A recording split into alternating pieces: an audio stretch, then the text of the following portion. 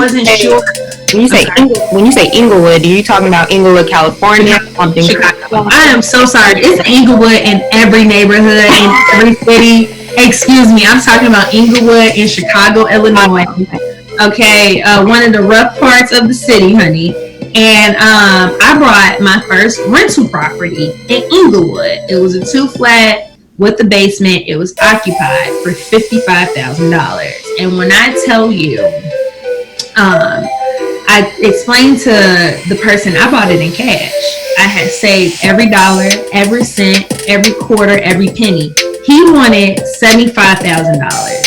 I said, I'm not giving you $75,000 because I don't have it. I have $55,000 and that's all I have in my bank account. I said, I can show you what I have. This is all I have. And we went back and forth for probably like 2 months. And then the winter hit. And I said, you're not going to sell your property because Chicago is a very much weather-driven city. You know, people loved Chicago until it get cold, you know. And I said, come on now, just settle for the 55. I actually paid him $54,302 because I was short. Okay. But I wanted this property and I told him I'll give you an IOU. And when these people pay their rent, I'll pay you whatever I owe you. And he was like, all right, we're good. And I'll never forget. I bought the property and I was planning to live in a basement, but it was such terrible conditions that I couldn't live in a basement. So I went to my grandpa and I went to some cousins of mine and I said, we got to clean this basement out. And they said, no, we're not. It's too cold outside. It's below zero and we got this going on. We got that going on. And I never forget, I just realized, I was like, I'm not gonna, my granddad's old, so he can do anything. To me, he's Superman. And I told him, I said, well, I want you to come help me, this and this, but he got sick, so he couldn't help me. So what I did was, I went to a part of the city where they have workers there. They have a lot of Hispanic, Black, Asian workers, white too, and they're all outside waiting for someone to pick them up for work. And I saw this guy, he had a truck. I was scared. You know, I didn't know what I was doing firsthand. I didn't know which way to go or how to turn. He could have kidnapped me or anything, but he wasn't getting in my car. Who got a car out here? Whoever got a car, you know, come with me. And he actually became one of my good friends. His name is Jamie. Came out and he actually told me about these other workers because he was like, I'm just out here to get workers too, my friend. He's like, my friend, I'm only out here to get workers too. Like, what do you want me to do? I was like, all right, cool. Well, point me who could do what, you know? And I got them and, you know, they didn't want much. And I got them with my first check. You know, my first check, I went to go get help to clean out the basement because it was really bad. Had mold and all this other thing, heinous stuff. So I was like, I'm gonna work my way from the bottom to the top. Well, when you have tenants have problems. You know, they call a city on you. You gotta go to court. You got tickets. You got all these things. And I explained to the tenants, I said, what can I do? I had a meeting. I went to their house and I'm all excited. I got my clipboard. I'm ready to go. What's wrong? Well, the ceiling is about to fall through. This is happening. This is happening. I said, I would never buy a property that you don't walk the floors with. I was just buying it because they had a good infrastructure. So I was like, now I can't start from the basement. I got to start from the apartments. Mind you, these people stay in the apartments. They have their belongings. They've been staying there for years. One lady, she's like, I've been staying here for 60 years. My mama stayed here. I ain't going nowhere, pretty much. So if you're thinking about doing all this stuff and putting us out, it's not going to work. So now I started to work. You know, I started to work day and night. It was times that I would go to work, do my 9 to 5, do my modeling gig, and then I'm in people's houses, patching up walls, setting traps for little animals because it's cold outside, so they got mice running through there. You know, I even bought a cat at one point in time to catch all the mice. I was just trying to budget and I didn't know what I was doing, you know, and I didn't want help. So I eventually sold that building. I sold it, and now the building is worth $278,000. I sold it for $150,000. I sold it for $150,000 after I patched up the work and stuff. So I sold it for $155,000. I wanted to make a profit, and I did. And once I made that profit, I went on to buy my next property. This was a house that was occupied, and I think the grandmother passed away or something like that. I ended up buying a house. Now, mind you, when I bought the house, I'm still waiting on the money for the bank to clear for my check that I just sold my rental property. So I didn't realize that you just can't just go and willy-nilly be buying houses around here. You got to prove your income, and you got to do a lot of different things in the city of Chicago in order to make sure that you're in line with what they want you to be in line with. Now, I bought my second property maybe a couple of years later.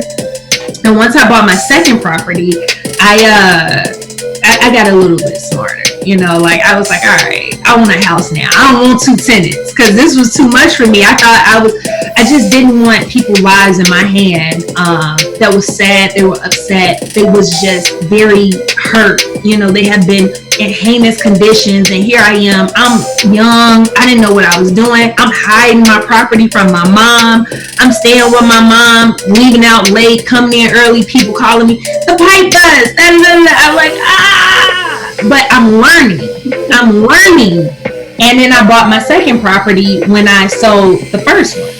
Okay, bought my second property, and all right, it's a little better. Someone passed away, so I'm waiting for them to do whatever.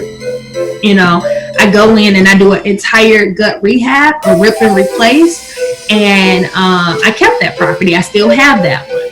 So now that's 2 properties now, and now I need somewhere to live because I'm living in an apartment that I'm not happy with.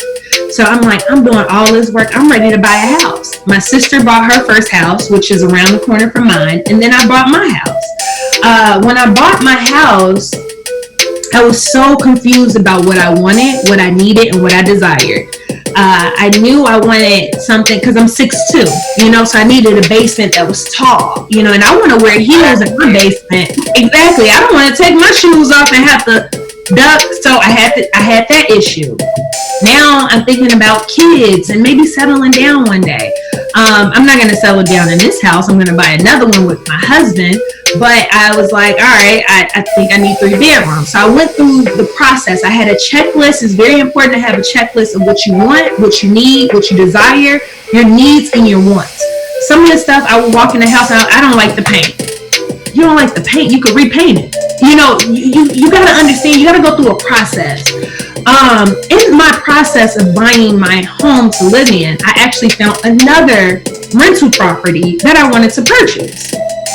And I purchased my rental property before I purchased the home because I'm thinking about my money versus thinking about other things. I'm thinking about my return of one investment, my ROI, versus just having a house and it's not making me money. So I bought a rental property that I saw.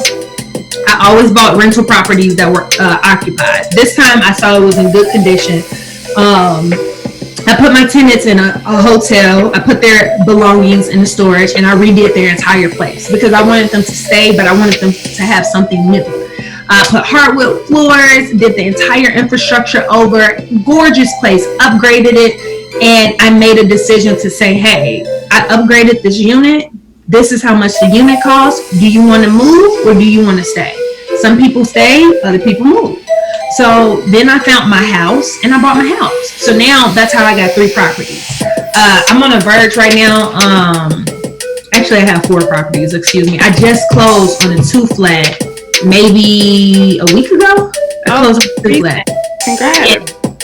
So the money that I make from my 9 to 5, I save it through my commissions and I continue to invest. I work extremely hard at my job in order for me to buy more properties, and I use that money to invest. My rental properties, I use that to invest. And my ultimate goal is to actually own a city block of houses. That's my ultimate goal. I would like to reform and rethink and rebrand not only the Black community, the minority community.